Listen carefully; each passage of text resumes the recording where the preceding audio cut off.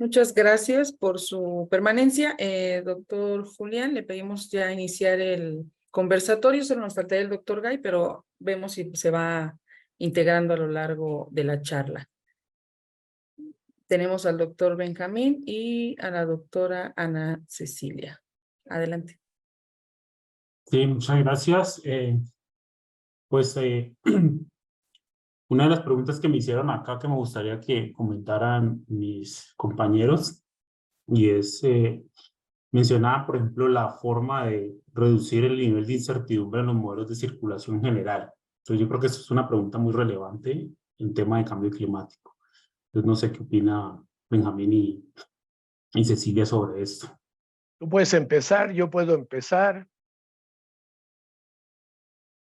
Me Pues yo refiero a había Ceci. comentado, sí, que justo pues la demanda computacional de estos modelos es tan alta que es prácticamente imposible reproducir lo que se genera de estas salidas. Entonces, lo ideal es usar las salidas y adoptar, digamos, un enfoque, digamos, probabilístico, ¿no? O sea, pues ver que un modelo dice que, pues va a llover más acá, y otro que dice que no va a llover.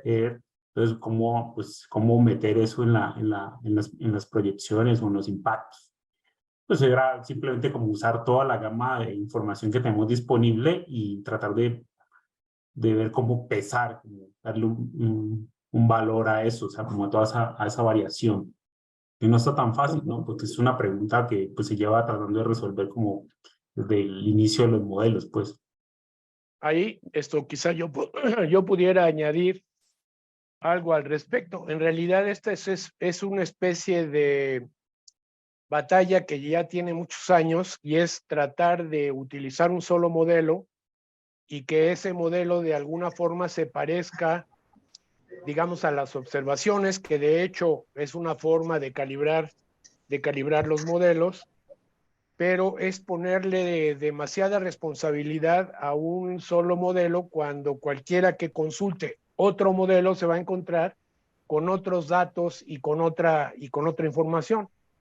El problema de los GCMs, entre otras cosas, es que mientras más alta pretende ser la resolución, quiere decir resolver el terreno en cuadritos más pequeños, más poder de cómputo requieren. Y entonces se necesitan pues grandes recursos de cómputo para poder ir reduciendo la escala de estos modelos de manera que pretenden reproducir, por ejemplo, las condiciones regionales e incluso a veces las condiciones locales. Entonces, en realidad es una empresa, pues loable en el sentido de que a través de el análisis de lo que va a poner uno en ese modelo, pues puede uno aprender más, digamos, de la biofísica y de la física, de los fenómenos que ocurren en esa región, pero en realidad pues se va, como que se pierde sentido, ¿no? Se vuelve uno muy preciso para ciertas cosas y pierde el sentido de otras. Los modelos pueden ser relativamente buenos para las regiones, sobre todo de los centros de cómputo que los desarrollan. El modelo europeo pues trata de reproducir bien lo que pasa en Europa, pero lo que pasa fuera de Europa les tiene más sin cuidado. Entonces, difícil encontrar uno que lo haga bien en todos lados. Entonces, aquí es lo que hemos pretendido de alguna forma en México, bueno, en algunas instancias, de tratar de utilizar unos modelos que no sean, o sea, encontrarle otra manera al proceso y a la idea de la simulación o el pronóstico, utilizando básicamente la pregunta es ¿cómo puedo utilizar? Si no tengo yo, digamos, si yo no tengo un modelo de alta precisión como si fuera yo un instituto muy, muy, muy importante europeo o americano, ¿cómo le hago yo para utilizar algo que en realidad tenga toda la mayor información posible?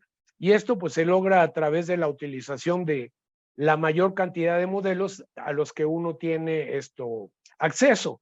Y con esos, pues tiene uno que inventarse otras maneras de cómo combinar esos modelos para sacar, digamos, unas buenas, unos buenos pronósticos o unas buenas representaciones de lo que ocurre y de lo que va a ocurrir en el clima, por ejemplo, a nivel regional. Esto quiere decir ensambles, de alguna manera, utilizar métodos estadísticos. Lo que nosotros tratamos de hacer es utilizar métodos difusos, que algún día hablaré un poco más en detalle, pero en realidad el punto es no hay manera muy clara de reducir las incertidumbres a la hora de realizar pronósticos climáticos. Y empieza uno por la idea que aunque tenga uno un modelo muy preciso, pues no sabe cuánto vamos a estar emitiendo en el 2065, ¿no? Sí. Y gran parte de la incertidumbre de estos modelos, aunque pudieran ser muy buenos físicamente y consistentes como se pretende, pues si no sabemos cuánto vamos a estar emitiendo en el futuro, pues estamos fritos. O sea, empieza por ahí de que muchos esfuerzos pues van a romperse a ese nivel, ¿no? Y no digamos ya cuando parametrizamos nubes o parametrizamos intercambios entre superficie y atmósfera, que todos esos son parametrizaciones, son números que hemos ido ajustando, ¿no? Entonces, pues los modelos pues padecen de estas cosas. De hecho, los que lo hacen muy bien es que están muy bien sintonizados a la región para la cual están, digamos, primordialmente interesados, ¿no? Y los demás, pues quién sabe qué pasa con ello, ¿no? Yo creo que para abrir boca y para Sí. todo lo demás. Sí, yo quisiera, bueno, 3 cosas breves. Uno, si el futuro es incierto. Eso es, digamos, inevitable. ¿Cómo lo manejamos para poder hacernos estudios y para poder que sean útiles para toma de decisiones? A los tomadores de decisiones les choca la palabra incertidumbre. Es algo así como, regresa cuando no tengas incertidumbres del futuro, y eso no va a ocurrir. Una manera en que hemos abordado el asunto es ver que los de la nube de modelos, cuál es su desempeño actual, que no asegura que tengan un buen desempeño futuro. El siguiente paso es, si quieren, más pedestre, pero es un hecho. La incertidumbre se resuelve sabiendo quién paga el estudio. Por ejemplo, los colegas cubanos usan el modelo alemán, como quiera que se llame, porque son los que financian fuertemente los estudios de cambio climático. Cuando yo fui a apoyar Ecuador, el modelo que usaban era el modelo japonés, y de hecho no permitieron que yo dijera, pero hay más modelos, se podría manejar de otra manera, etcétera.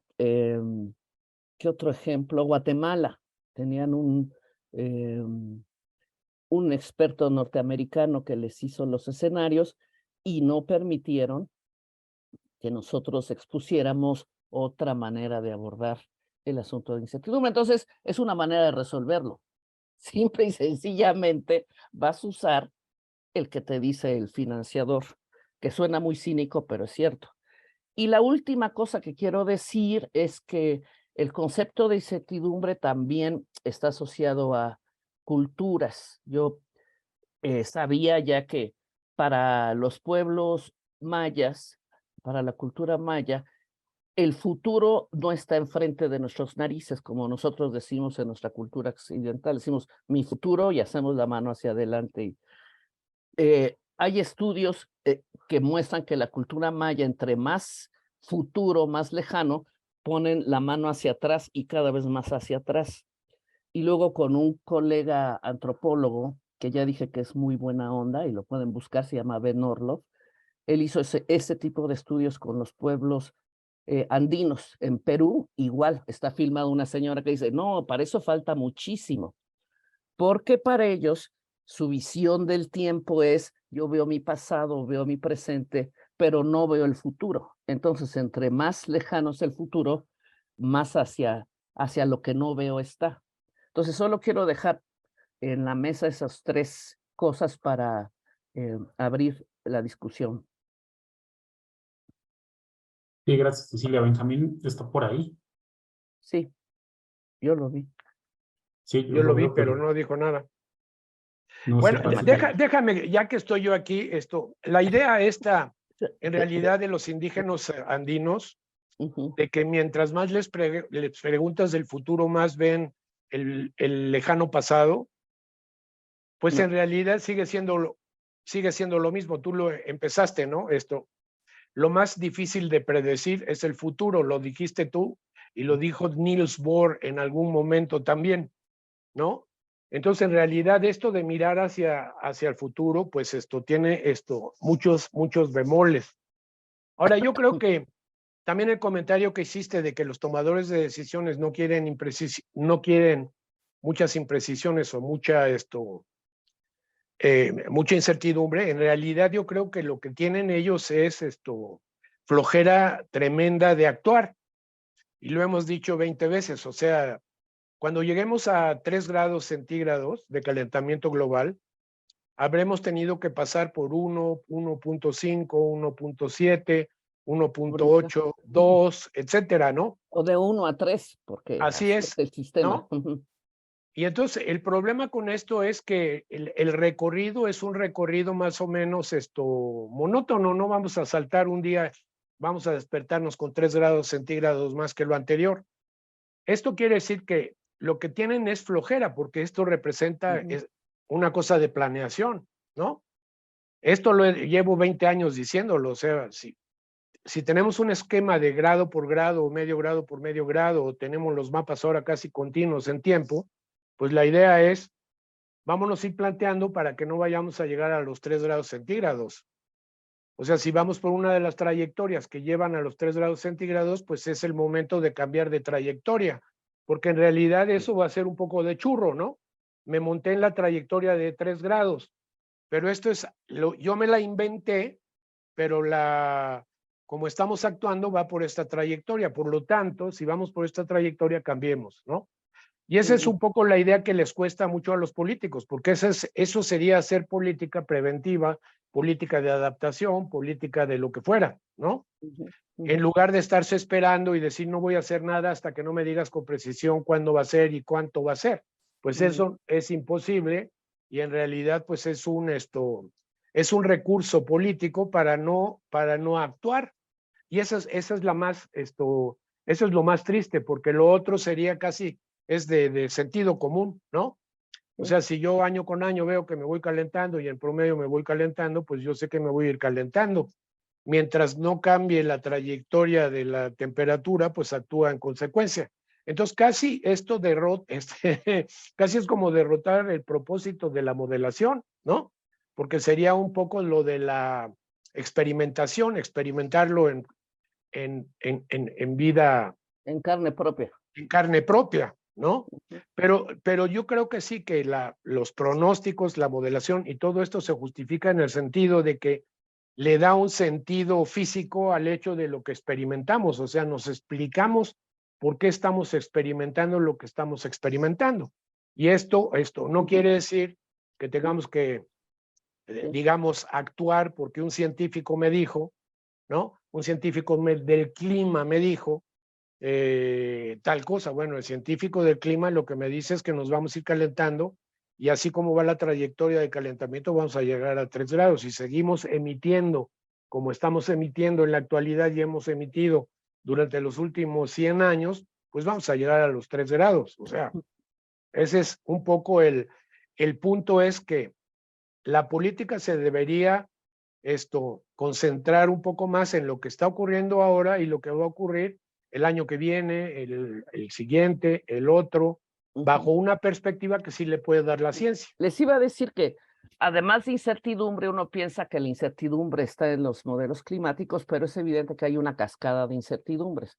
Esto que nos presentó ahorita Julián, lo que hacemos en agricultura, lo que hacemos a nivel del mar, etcétera. O sea, sí, y esas incertidumbres también se tendrían que explicar, ¿verdad? Porque así es. Hay para añadir algo, es algo que es muy curioso, por ejemplo, en la parte de ecología y que tiene que ver con el cambio climático, es que uno ve la literatura y estar obsesionados con la palabra predicción. Predicción. Y eso no sé si es un error conceptual o es simplemente la forma de pensar, pero digamos como que le falta más comunicación con justo como modeladores de clima, como los que se utilizan este tipo de información, sabiendo que estos modelos ni siquiera son completos, son modelos que tienen una parte de la información y representan un clima que se puede parecer al de la Tierra. Y entonces ya toman eso como si fuera evidencia dura y decir, ah, pues es que va a pasar y se va a ver esta extinción de esta especie en tal año y tal probabilidad de que se extinga y todo esto, pero digamos está muy débil la evidencia ahí, pues como para asegurar eso. Yo creo que hay Claro, como y no que, so, sí, perdón, nos y falta no, es como más comunicación interdisciplinaria ahí, pues, de los diferentes campos. y la incertidumbre de esto que dices no proviene solo de si qué modelo usaste o no, proviene del modelo que utilizaste, porque es un modelo, o sea, de qué quieres decir de las especies. Y creo que la Exacto. peor incertidumbre es al final de la cadena, cómo se toman decisiones en contexto de incertidumbre. Eso todos lo hacemos. O sea, me subo al coche, no me subo, sí me aseguro, cruzo una calle a ciegas o nunca la cruzo porque sabemos que nadie respeta los semáforos, etcétera. Pero ese es un tema de investigación bien interesante. Sí. Cómo Así es. digamos que ya lo convences al que va a tomar decisiones, esto es así, quién sabe qué, bueno, y va a tomar decisiones, puede no tomar ninguna, es una decisión.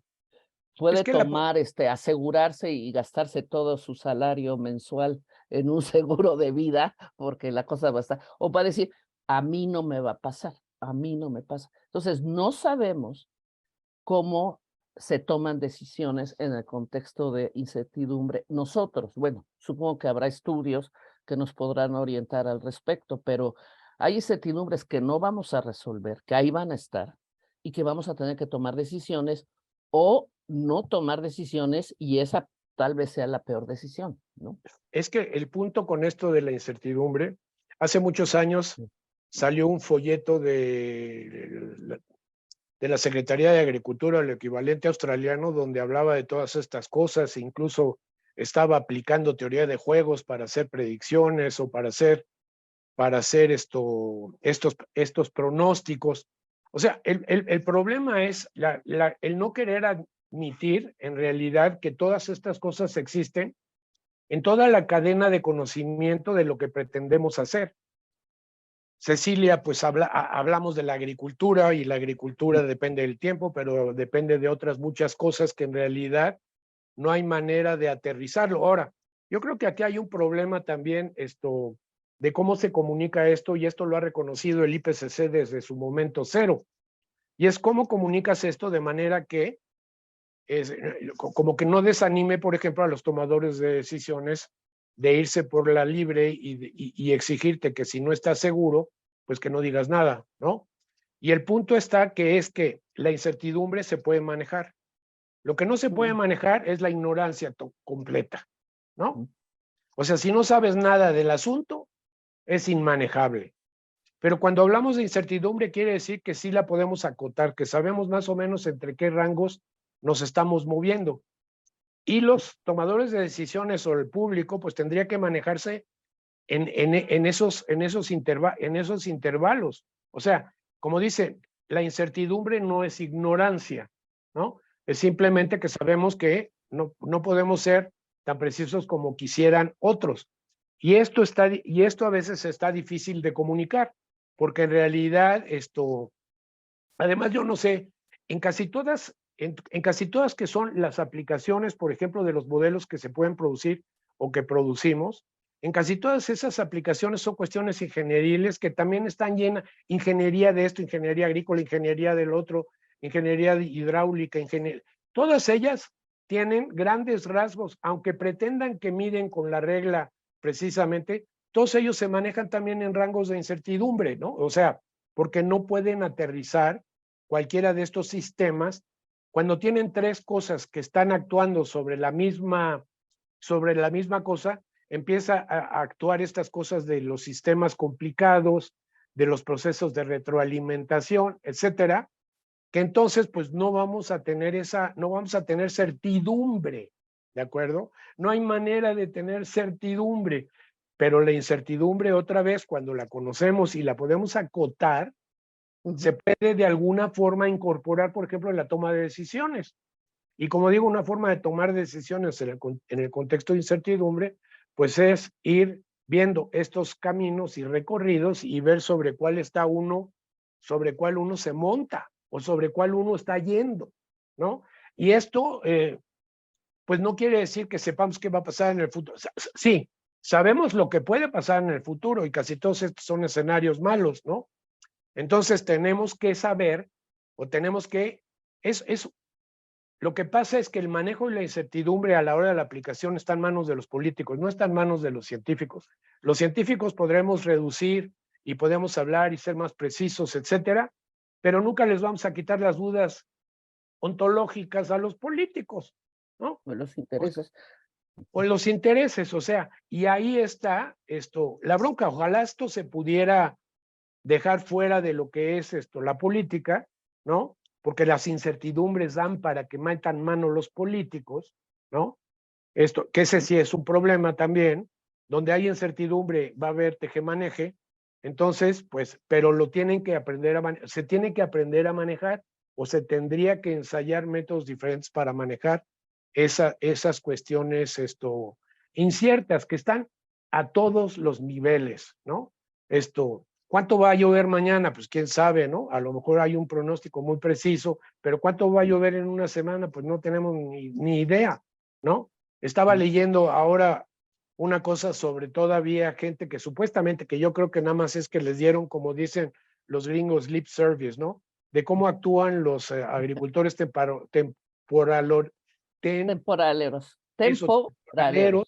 temporaleros, ¿no? Cuando le soltaron otra vez que la rueda de Galván y que las cabañuelas les están tomando el pelo, ya ninguno de ellos usa eso. Esto es para verse más elegantes o para verse más misteriosos, pero en realidad eso nos pasó hace 20 años en Tlaxcala. O sea, yo no sé si siguen con eso, pues estamos fritos, ¿no? O sea, la verdad. Pero bueno, ese es casi un comentario marginal. Yo solo quería decir que este es un problema que se arrastra, esta pregunta, bueno, que se responde de diferentes maneras en los estudios de cambio climático, pero hay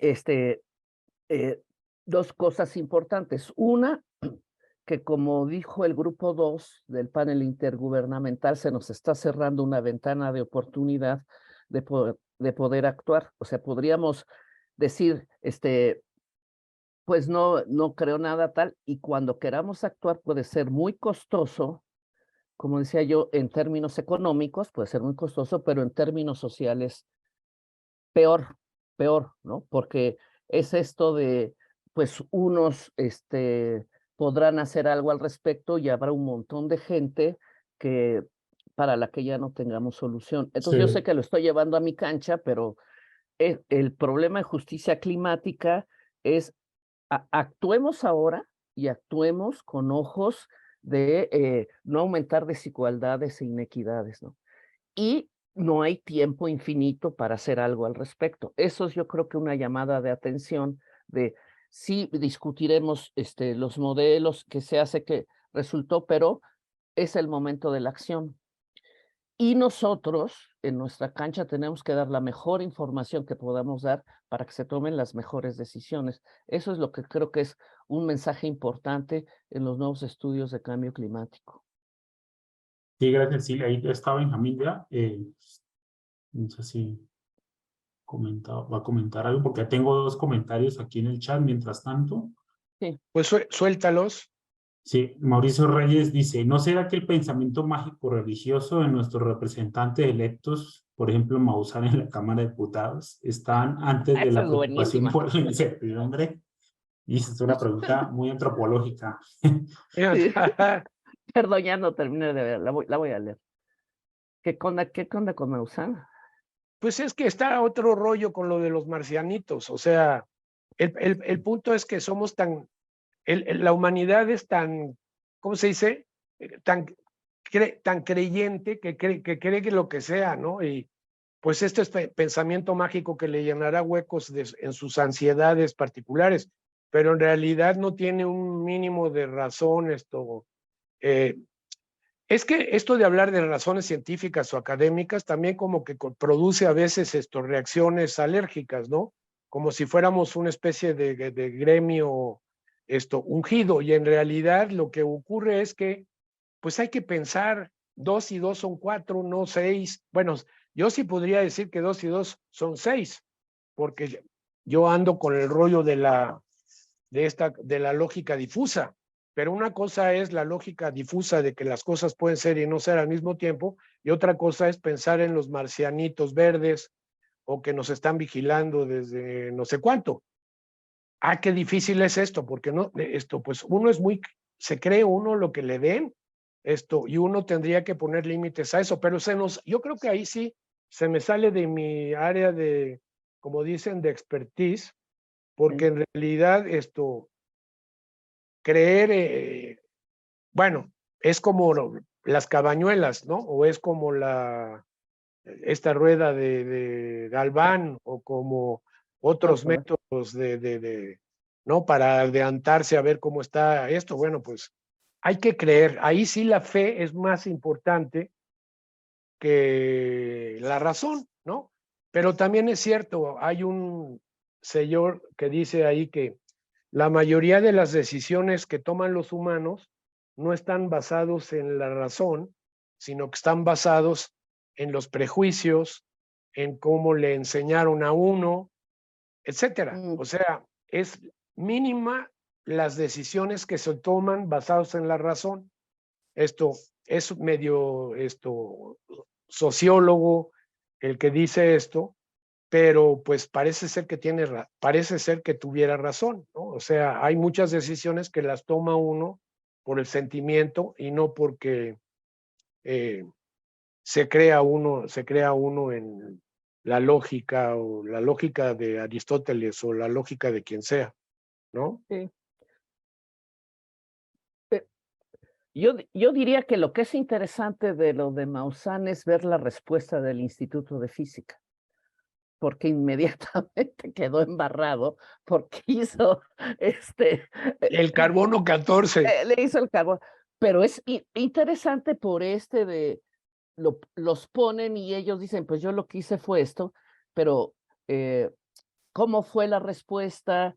Digo, para mí me parecería interesante. Y por otro lado, creo que hay muchas cosas que uno, por supuesto, esto que llamas de las cabañuelas, que no es imposible demostrar que no funcionan. Yo recuerdo que con colegas de Centroamérica y Cuba decíamos, es fácil demostrar que si te vas día por día, en diciembre, te vas a dar cuenta que no lleve ni un ajo, ¿no? Entonces, Así es. pero no se usan, las cabañuelas no se usan para hacer pronósticos de lo que va a pasar el siguiente año. Se usan, bueno, eso lo discutí hace muchísimo tiempo, para enseñar otras cosas. O sea, mira esas formas de nubes, son las que no sé qué, mira las hormigas. O sea, la gente, digo, ¿por qué no se extinguen si no sirven?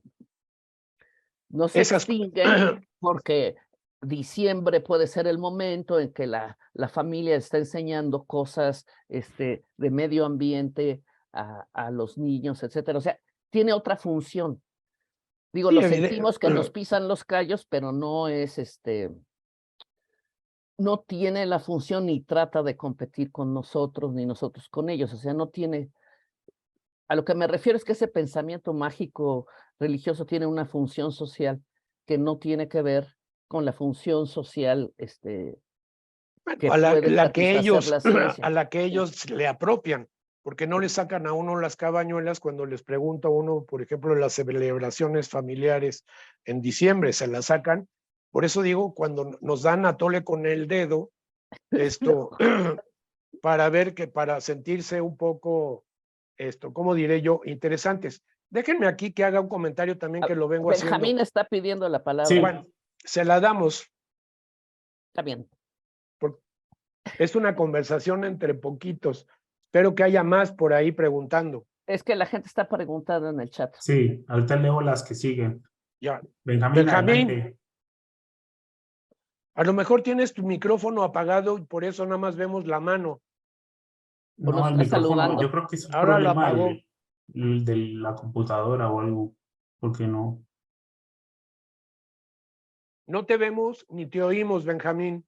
Mira, Pueden ser problemas de conexión porque está abierto su micrófono.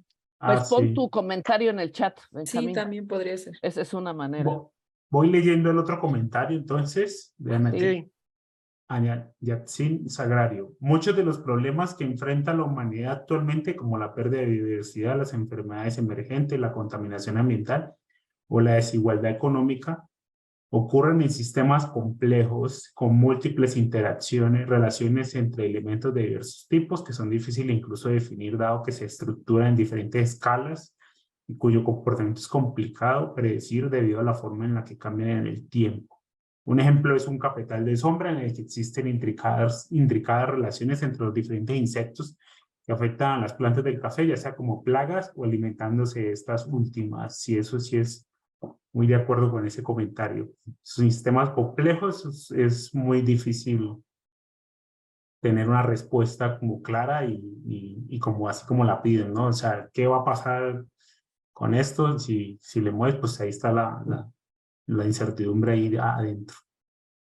bueno, si me dejan aquí le voy a meter mano porque Sí. eso llevamos un buen rato tratando de hacer estas cosas. En realidad, cualquiera de los sistemas de lo que estamos hablando, el sistema climático, visto la agricultura, o visto la sociedad, la economía, etcétera, todos ellos son sistemas complejos.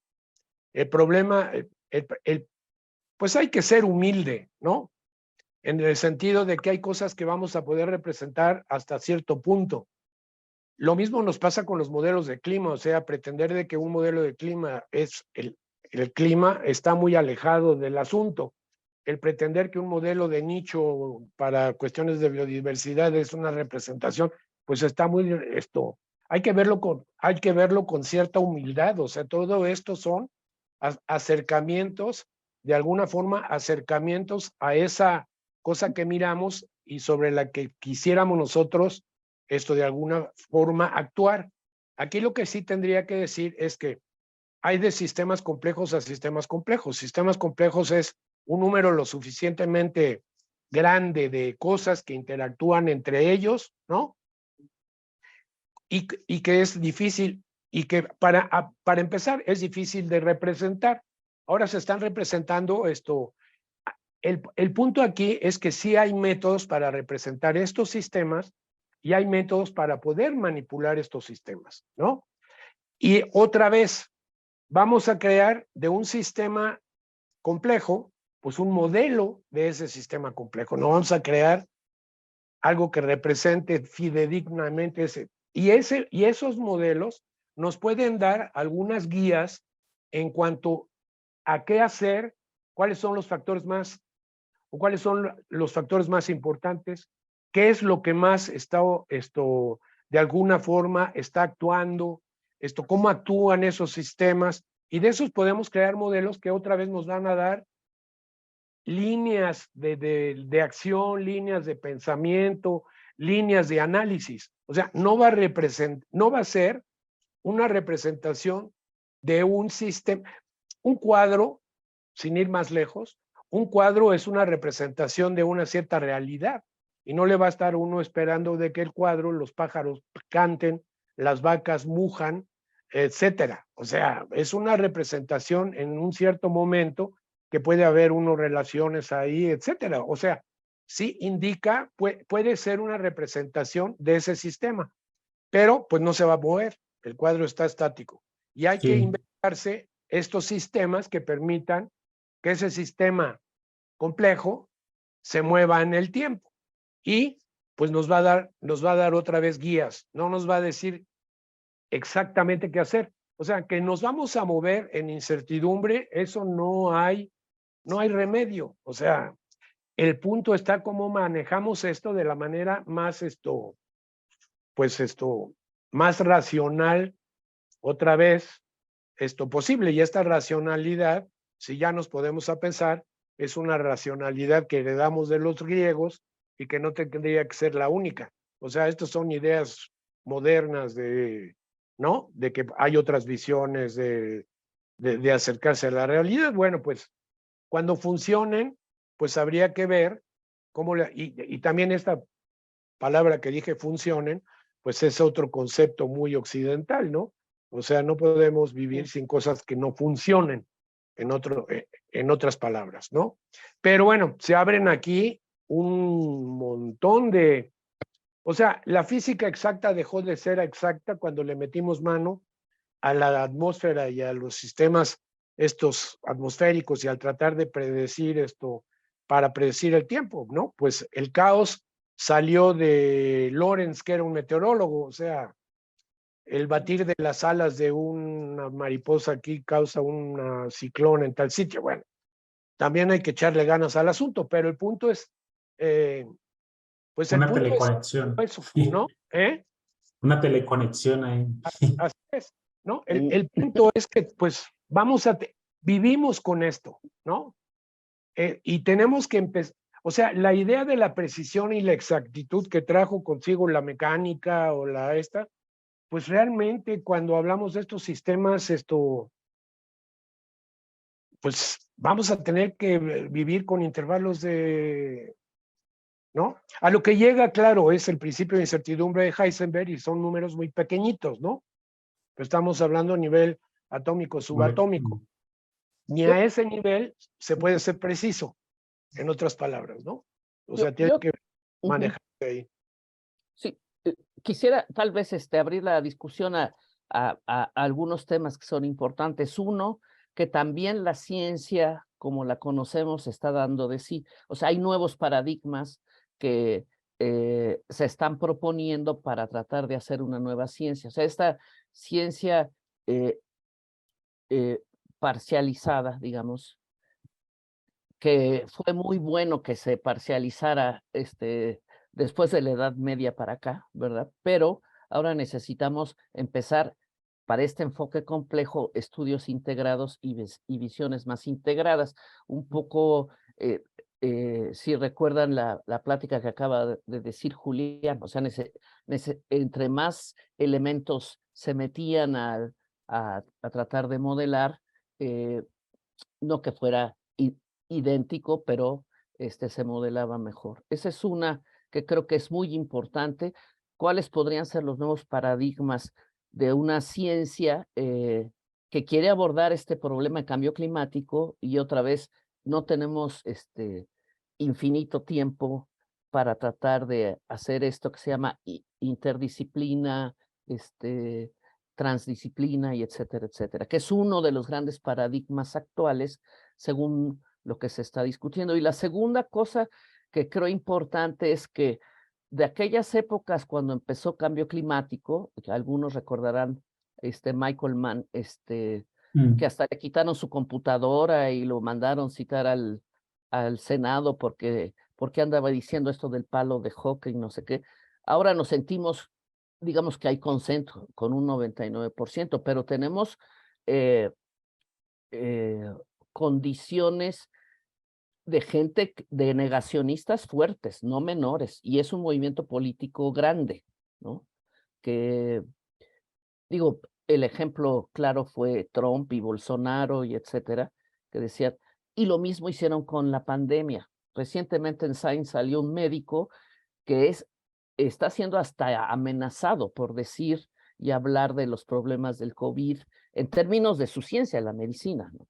Entonces, y bueno, ya no digamos las mujeres en estos países donde no pueden ir a la escuela, ¿no? Entonces uno da por sentada muchas cosas como que hay un consenso en cuanto a cambio climático, pero hay movimientos sociales que se están moviendo en dirección contraria. Entonces, creo que es importante ponerlo sobre la mesa, sobre todo para los jóvenes que están siendo bombardeados de un montón de información. Tal vez el llamado sería concéntrense donde están las información de universidades, el mismo panel, lo que sea, para este tipo de discusiones. Y por supuesto, involúcrense en la investigación y en la acción relacionada con cambio climático. Esa podría ser también algo que en la mesa podríamos decir. Tenemos que actuar, no hay tiempo, se requieren jóvenes y probablemente una nueva ciencia que se va a tener que defender, ¿verdad? O sea, no va a ser... Así es. Y tenemos un comentario que pega mucho para lo que hace Carlos. Para la toma de decisiones, bueno, una pregunta más bien de Gabriel. Para la toma de decisiones y la complejidad se puede implementar los mapas difusos. Apenas el mero mole, Carlos. Eso parece ser que es una pregunta preparada, pero no es cierto, porque a lo mejor queda insatisfecho el preguntador, ¿no? Sí. Esto, en realidad lo que pasa con en realidad con los sistemas complejos, uno de los problemas que ha habido es que uno se refiere a la complejidad a veces a nivel del enunciado de todos los elementos que intervienen en ese sistema complejo. E incluso se pueden hacer relaciones entre los diferentes elementos que componen ese sistema complejo, pero el problema es que no basta el enunciado, ¿no? No basta decir el sistema es complejo porque enuncié todos los asuntos y todos los sistemas que están interactuando unos o que interactúan unos con otros. Está muy bien, pero la respuesta ante digamos, aproximación de carácter descriptivo es, ¿y qué pasa si yo le muevo o invierto estas ideas que pones aquí que pertenecen al sistema complejo, las invierto? Digo, si funcionan así, ahora voy a decir que funcionan al revés. ¿Cuál sería el impacto de eso sobre el sistema complejo? Para eso se necesitan métodos, ¿de acuerdo? Y para el estudio de estos, los métodos que se están desarrollando, muchos de ellos están basados en teoría de grafos y cosas de esto, porque nos permite poner un sistema muy simple, pues ustedes se lo imaginan, como de 5 bolitas que interaccionan entre ellos, y ustedes pueden tirar flechas de una bolita a otra, y de otra bolita a otra bolita, y ustedes ahí van causando una especie de cadena de causalidad. La bolita 1 afecta a la bolita 2, la bolita 2 afecta a la 3 y la 4 afecta a la 5 afecta a la 1 y la 5 afecta a la 2. Y ahí lo que pasó es que creamos una red que muestra bucles, ¿no? Sale de la 1, pero eventualmente regresa a la 1. Tiene bucles. Ese es un sistema que se retroalimenta. ¿Cómo represento? Bueno, ya lo representé con bolitas y flechas. Ese es un mapa cognitivo. Ese se le inventó un señor sociólogo en 1976 o por ahí, que se llama Axelrod, ¿no? Si lo buscan. Ahora, de ahí se puede uno desarrollar una especie de álgebra de estos mapas cognitivos, porque de esos mapitas se pueden construir matrices y hay un vector de estado que puede interactuar con esas matrices. Bueno, en realidad, mapas cognitivos difusos es un método o es una manera de ver cómo ese sistema complejo interactúa y hacia dónde iría, ¿no? En ese sistema le podemos modificar estos que se llaman conceptos o los núcleos, los podemos variar y podemos ver cómo esa variación, esos núcleos afecta al sistema entero. Ahora, otra vez, es un sistema pues con un número limitado de elementos. Esto se ha extendido porque las redes de Facebook, las redes de Twitter, las redes de todos estos son redes interactivas en donde intervienen cientos de millones de núcleos. ¿Se dan cuenta? Están mapeando 100 millones de personas en el planeta y a ellas les sacan cuáles son sus preferencias, por dónde van, y esto es cuando ustedes entran en alguno de estos sistemas y les está retroalimentando. Si les gustan las películas de vaquero en YouTube, pues les van a meter más películas de vaquero y les van a sugerir. Todo esto está en una red que está de alguna forma representando un sistema súper complejo, porque aquí sí estamos hablando de cientos de millones de núcleos. Yo soy mucho más discreto en ese sentido, y los mapas cognitivos difusos pues los utilizamos para estudiar algunos sistemas en que podemos definir algunas de las cosas claves de ese sistema y ver cómo eso interactúa. Pero vamos a ver, la ventaja es que hay una representación y hay un método en el que permite interactuar con esa representación, ¿no? O sea, permite no solamente verlo como un cuadro de Vermeer o de un cuadro de los holandeses de la época del pequeño era glacial, ¿no? Y decirle, a ver, ¿qué pasa si ahora si este río congelado lo pinto de azul y para empezar el patinador se ahoga, ¿no? Bueno, no es, tendría que pintar otro cuadro tan buenos como los de señor y está muy difícil, ¿no? Pero en realidad estos nuevos métodos, porque son, hijo, bueno, mapas cognitivos difusos es, como digo, son de 1988, por ahí cuando Costco lo convirtió, los mapas de Axelrod del 76 lo convirtió en un mapa que representa un sistema dinámico. Y estos mapas que estoy hablando yo de Facebook, Twitter y todas estas cosas, todos estos se van inventando hace 5, 6, 7 años. O sea, son muy recientes todos estos métodos que tienen en común estas cosas de redes neuronales, que ya tienen más rato que eso, pero son diferentes visiones y regresos y vuelta a utilizar las redes neuronales. Antes era una red neuronal con varias, digamos, capas, ¿cómo se decían? Capas, bueno, estas capas que no se ven, ¿no? Pero ahora son redes de redes neuronales, ¿no? Entonces, el método existe y aquí está, y he hecho mi propaganda, un campo nuevo y muy fértil para los jóvenes. Estas son ciencias, esto es inteligencia artificial. ChatGPT y todos estos rollos están basados en esto que acabo de mencionar, ¿no? Métodos que analizan lecturas, métodos que analizan tal.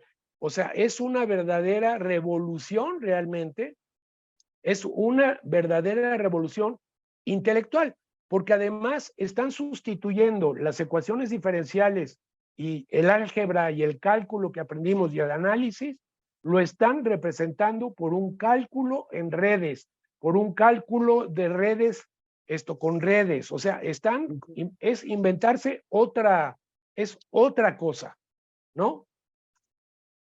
Entonces mi invitación está ahí, que estos son campos fértiles muy recientes, donde los jóvenes le pueden entrar, ¿no?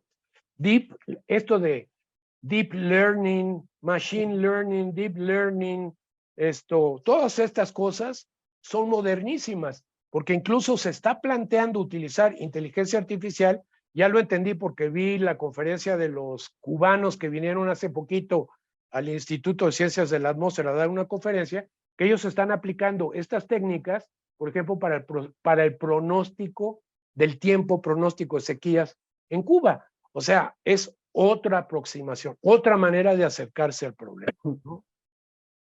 Sí, Sí, Cecilia.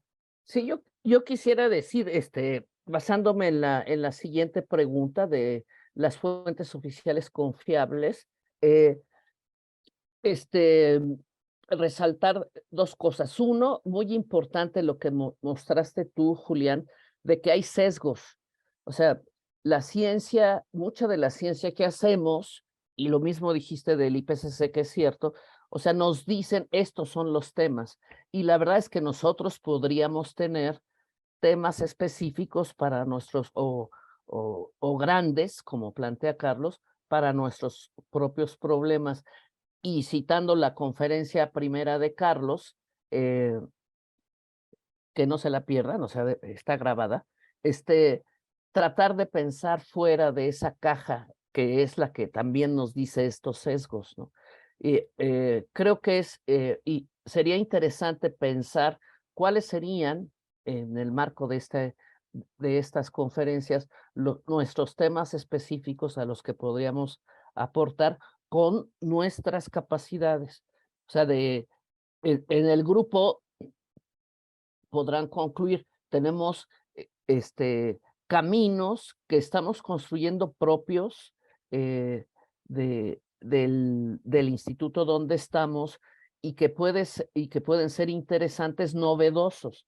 Pensar fuera de, es que en este tema está bien, estos son los autores, pero yo tengo mis preguntas o tengo mis inquietudes y tengo mis limitantes, como cita Carlos, como los cubanos pueden tener limitantes de infraestructura o lo que sea. Pero lo primero es la pregunta. O sea, antes de saber si tengo mucho hardware y mucho software y mucho tal, ¿cuál es mi pregunta y cuáles son las preguntas que yo quiero contestar? Como tú planteaste, Julián, ¿no? O sea, Sí. ¿cuáles son las especies que más se analizan? Úfules, pues tienen bien poquitas nuestras. Y también dijiste, México es el segundo país con más reptiles en el mundo y resulta que tenemos bien poquitos estudios de reptiles cuando es nuestro tema, ¿no? O sea, de natural. Así es. Justo eso que dices es muy importante porque eso es la discusión ahora en ciencia, la inclusión, la inclusión de hacer la ciencia más diversa lo más posible porque cada quien tiene su background social y eso le da otra visión y otras preguntas y otra mirada porque, no se está mirando esto por aquí. Entonces, cosas tan sencillas, por ejemplo, como el impacto de la temperatura en hombres y mujeres, es cosas que no se habían analizado antes y apenas están empezando a investigar. Eso, uno podría decir, eso ya lo sabemos desde hace mucho tiempo y en realidad no, o sea, son En cosas que se realidad, no. asumían, ¿sí? Ujú. Se asumían porque hubo un estudio hace mucho y todo el mundo agarró por ahí, pero nunca se pusieron a pensar como en otra posibilidad. Entonces, Y es un estudio holandés que no tenemos nada en común con ellos, ¿no? Yo también creo que aquí hay un problema y es, bueno, y me voy a meter, es el tamaño de la comunidad científica y el apoyo al desarrollo de estas ideas novedosas un poco fuera de la tradición científica occidental. Yo me voy a poner ahí un poco como fuera fuera de esta tradición científica occidental, cuando los métodos que estoy tratando de aplicar los inventó un iraní, un ingeniero, ¿no? Pero claro, los inventó en California. O sea, de alguna forma encontró los medios para eso, pero yo sé que fue esto bastante controvertido en su momento. El mismo Cosco, que es el de la lógica difusa y el de los mapas cognitivos difusos, por ejemplo, fue muy combatido en su tiempo, en su universidad, porque estaba él desarrollando métodos exóticos. Pero el punto era que son gente que está un poco fuera de lo que es los caminos, ¿no? Normales, trillados. Y yo diría que, al igual que los cubanos, porque esta idea la hemos tratado nosotros de esgrimir en México, es encontrar caminos que están fuera, que nos ponen en la frontera de la investigación, porque la hacemos de manera diferente. No que hagamos cosas más pueriles y más chafas, ¿no? Sino simplemente que estamos pretendiendo responder preguntas sumamente importantes, pero de otra manera, ¿no? Y eso es lo que no hay que perder, que digo yo que no habría que perder de vista, ¿no? Que se pueden hacer las cosas no como nos han dicho tradicionalmente que se deben resolver las cosas. Yo les voy a poner un ejemplo. Tengo 20 y tantos papers publicados en Fuzzy Logic y Climate Change. No me dejan publicarlos en las revistas de Climate Change. Tienen que entrar en los de lógica difusa, métodos estos de simulación, métodos de modelación. ¿Se dan cuenta? Porque esa comunidad a la cual yo pertenezco, porque tengo una pata en esa comunidad está muy difícil de penetrar con otras visiones. A mí me encantaría tener una cosa de carácter sinérgico con este tipo de gente, pero es muy, muy complicado, muy difícil, ¿no? Es tan difícil que no solamente a nivel de la comunidad internacional, sino de la misma comunidad científica mexicana. O sea, está difícil. ¿Por qué? Porque se sale de la norma esta. Por eso digo, esa norma la traemos de alguna forma sí la traemos heredada históricamente, o sea, la traemos desde los griegos, pasando por los romanos y pasando por los europeos y pasando, pues, por todos ellos. Esto no quiere decir, ok, acudir al chamán, ¿no? Por si las moscas, ¿no? Porque pueden decir, pues vamos a hacer ahora clima con el chamán. No, esto quiere decir hacer clima de otra manera, ¿no? Con otra visión, con otros métodos, ¿no?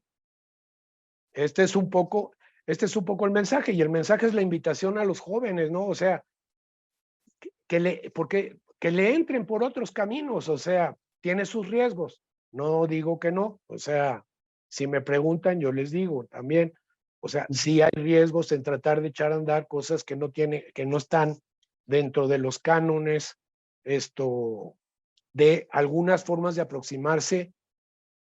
Pero fíjense, en 1999 hubo una conferencia mundial en Budapest que se llamaba la ciencia del siglo XXI. Y en la ciencia del siglo XXI se hablaba, por ejemplo, de sistemas complejos. Y se hablaba de problemas no específicos, sino, por ejemplo, energía, alimentación, salud. Que eso lo hemos tratado de ver nosotros, o sea, cambiar el énfasis, ¿no? Aquí se trata de resolver un problema que es multifactorial, multital, complejo, ¿no? Y bueno, pues esa era la ciencia del siglo XXI. Ya vamos a 23 años del siglo XXI y pues se sigue haciendo la ciencia del siglo XVIII o XIX, ¿no? Pero bueno, eso es comentario mío. No tengo citas. No, eso está bien. Cecilia, ya vamos cerrando porque ya son las 2, entonces yo creo que ya la gente está cansada. Sí, yo nada más diría que ayer leí un artículo de Víctor Toledo muy interesante que son los 10 nuevos paradigmas para la ciencia. El primero es feminismo, por cierto, pero también está el buen vivir, transdisciplina, etcétera. La jornada, que me debe una lana porque le estoy anunciando aquí, pero está en la jornada del día de ayer.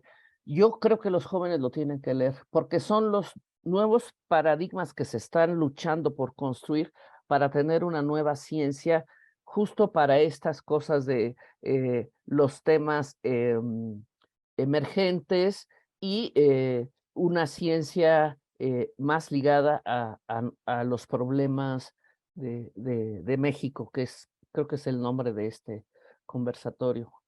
Ahora que Gracias. mencionas eso del buen vivir, eso es una de las contribuciones de uno de los intelectuales colombianos, Arturo Escobar. Así es, sí, cierto. Así es. Y justo ese es el conocimiento tradicional de las comunidades afrodescendientes en el Pacífico colombiano, bueno, el Pacífico y la costa atlántica. Entonces, eso es como ahorita la vicepresidenta de Colombia pues es de origen de ahí y tiene como esa misma idea, y eso pues ha encontrado mucha reacción negativa pues a ese concepto pues de buen vivir. O sea. Bueno, la cuestión es que otra vez el buen vivir choca contra el hacer más, ¿no? Así es, ser productivo para todo. Así es, pero no deja de plantear el tipo de problemas del que hablaba yo, por ejemplo, de la conferencia del 99 del siglo pasado, en el sentido de que se trata de otro tipo de problemas que habría que plantearse y ver cómo los podemos contemplar y cómo se pudiera de alguna forma resolver, ¿no? Y como ven, el buen vivir, pues se puede decir, pero pues hay que ver cómo se le hace para el buen vivir, ¿no? ¿Qué es el buen vivir? ¿Qué entra en el buen vivir? Y está lo del decrecimiento también, ¿no? Las ideas del decrecimiento, o están todas las ideas estas de latinoamericanos y sudamericanos sobre la colonialidad y el colonialismo y todas estas cosas, y salirse de esos paradigmas, ¿no? Así o sea, es. hay un montón de nuevas ideas, pues que habría que explorar, o sea, no quedarse pues son ideas, digamos, tercermundistas, ¿no? Y habría que sacarles el partido y ponerlas al nivel de la frontera del conocimiento, ¿no? Porque muchas de estas cosas también hay gente en Europa y en Estados Unidos que están preocupados por estos temas también, ¿no? Y otra vez nos van a venir las soluciones de alguien que tuvo tiempo para pensar en estas cosas, ¿no? Y resulta que pues pues se inventaron en otro lado, o sea, la verdad. Bueno, ya no sé Ahora si sí. Cecilia quiere decir algo más. Ya cerramos, entonces. Y ya es todo. El programa de investigación en cambio climático de la UNAM les agradece su participación y aprovechamos estos segundos que tenemos de transmisión para recordar el congreso que va a ser del 16 de octubre al 27 de octubre. El próximo mes, debido al congreso, no vamos a tener este módulo de conferencias, sino hasta noviembre. De mi parte es todo. Que tengan buen día y buen provecho. Hasta luego. Muchas gracias. Hasta luego. Gracias. Muy Hasta bien, luego. gracias. Nos faltó Benjamín. Sí. Tuvo problemas de conexión, pero sí nos escuchó. Ya, muy bien. Pues saludos. Nos vemos.